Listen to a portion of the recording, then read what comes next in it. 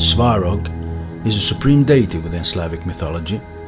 As mentioned, the old Slavs believed that he was created by Rod or Sud, the spirit of eternity. Some versions say Svarog was an incarnation of Rod, and thus he continued to create. He created worlds and then gods.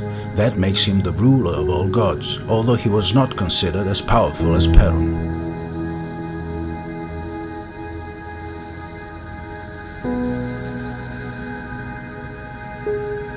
He is also the ruler of the world of spirits, which is called Svarga. Svarga is a Sanskrit word meaning heaven, paradise, where just people dwell before being reincarnated. In Slavic mythology, Svarga is similar to Norse Valhalla. Important part of Svarga is Iri, the actual paradise or the heavenly gardens.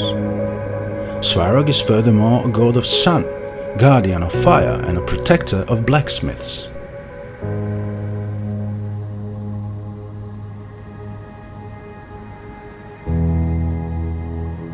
However, over time his sons took over some of his functions. Dyborg became god of sun, and Svarogit became god of fire and hearth. Some sources say his wife's name is Vida, others say Vida is Svetovid's wife, and goddess Lada, love, is Svarog's wife.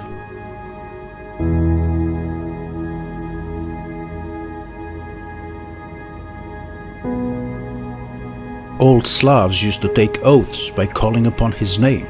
It was absolutely unimaginable that such an oath would be broken.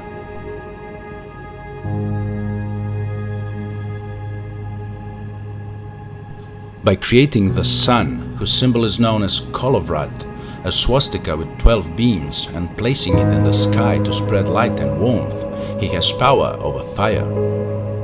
Thus he is also a god of generative and sexual aspects of life. As the creator, he has the ability to create live matter out of nothing. He also created 12 pillars to guard the sky and stars.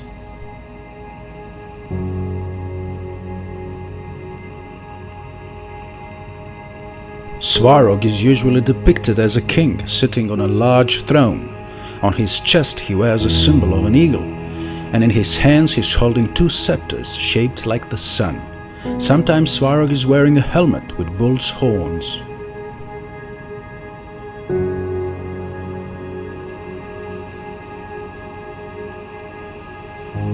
Some legends say Svarog used his magical hammer to stop the growth of the first mountains.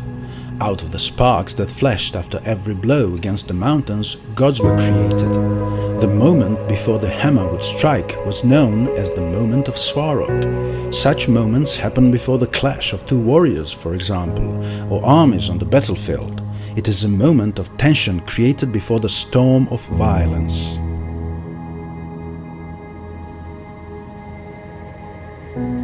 One such moment occurred in the story of the dragon of the mountain, Zmai, the eternal enemy of the heavenly gods. Zmai is depicted as a huge dragon spitting fire from its many heads, 3, 6, 9 or 12 in different versions, killing without reason. Thus, to the old Slavs, Zmai was a symbol of chaos and disorder.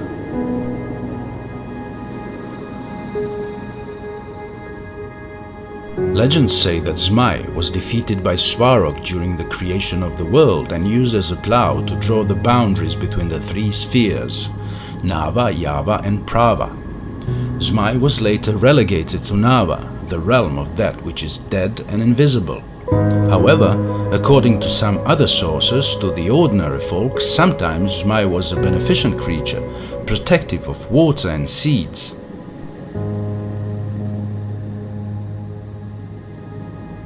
Old Slavs would often bow to Svarog before starting their work in the fields, in order to get his help and blessings.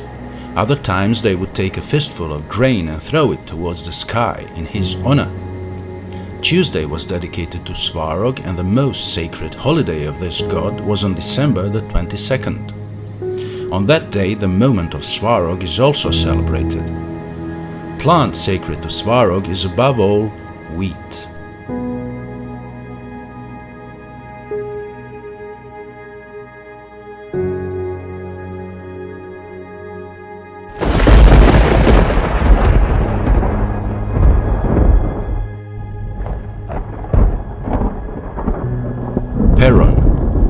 perhaps the most famous and the most powerful Slavic god. He is a thunderer, a god of war, battles and fighting. He was mostly depicted with a copper beard and a golden axe or sometimes a hammer. But Perun is also a god of heaven. Unlike Svarog, he is a god of the lower part of heaven. Often Perun was considered to be a brother of Svarog and Veles. Perun's name points towards Perun being a destroyer.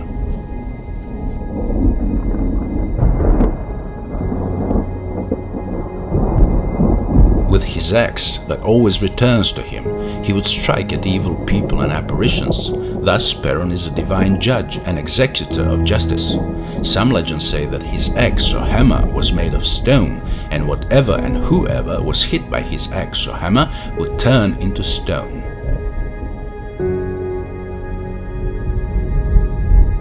In some legends, Perun used bow and arrows and created thunders and lightnings when using these weapons.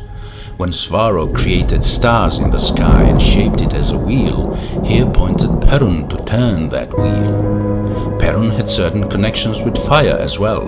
Rituals to Perun involved fire. Next to his idols, a sacred eternal fire burned, which could never be extinguished under any circumstances. Otherwise, all the priests would lose their lives.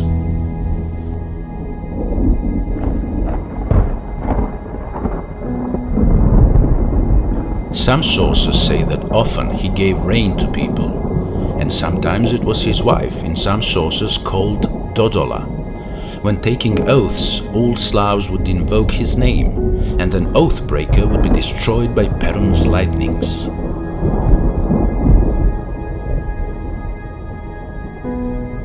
His thunder markings, here depicted in the lower right corner, would be carved or painted on the rooftops as a protection from troubles and evil. Carving or drawing his axe served the same purpose. He had another mighty weapon, golden apples, in Slavic mythology a symbol of total annihilation. His plant is Perunica, Iris germanica, and his holy tree is an oak.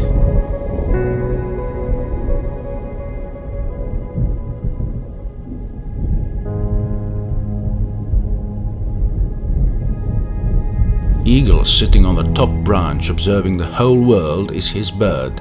Perun's number is number 9. Some legends say that he had 9 sons.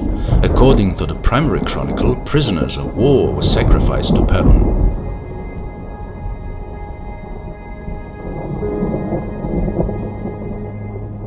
Historical sources, like primary chronicle, describe Perun's idol like this. Vladimir began his reign in Kiev alone and erected idols on the hill, outside his palace with porch, Perun of wood with a head of silver and moustache of gold.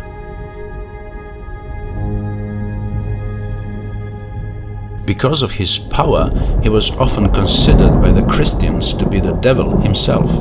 Christianization of Novgorodians tells an interesting story of betrayal. This is the story.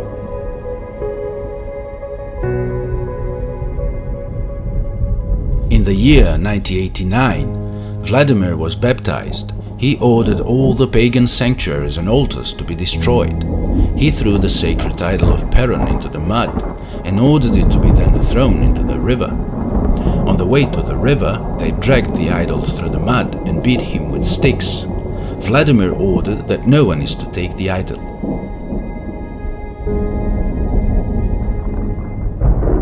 One villager saw the idol stranded on the river bank.